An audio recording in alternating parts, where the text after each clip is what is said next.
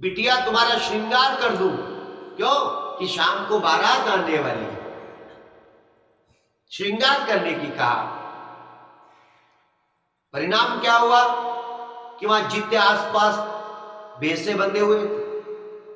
ये क्यों बंधे मां कि बारात आ रही है और बारात में बारातियों का भोजन है।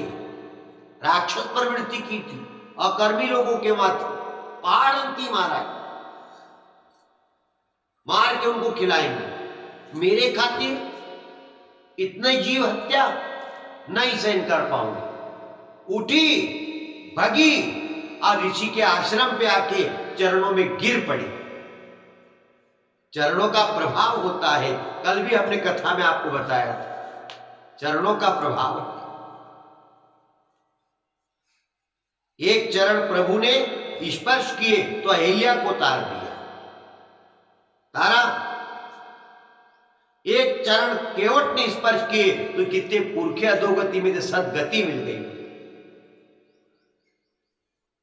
वही चरण लंका में पड़े तो पुण्य रूपी विभीषण को प्रकट कर दिया।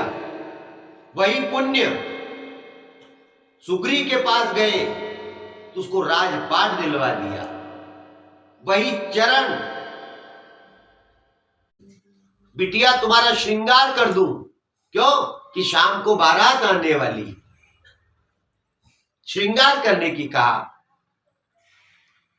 परिणाम क्या हुआ कि वहां जितने आसपास भैंसे बंधे हुए थे। ये क्यों बंधे मां कि बारात आ रही है और बारात में बारातियों का भोजन है। राक्षस प्रवृत्ति की थी, अकर्मी लोगों के माथे पहाड़ंती मारा, मार के उनको खिलाएंगे।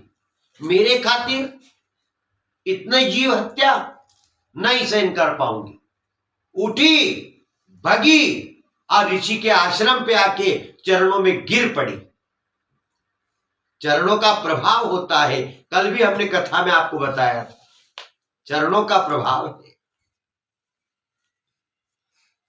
एक चरण प्रभु ने स्पर्श किए तो अहिल्या को तार दिया, तारा।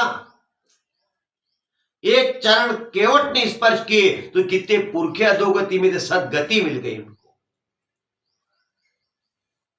वही चरण लंका में पड़े तो पुण्य रूपी विभीषण को प्रकट कर दिया।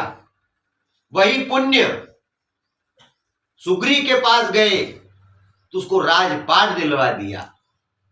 वही चरण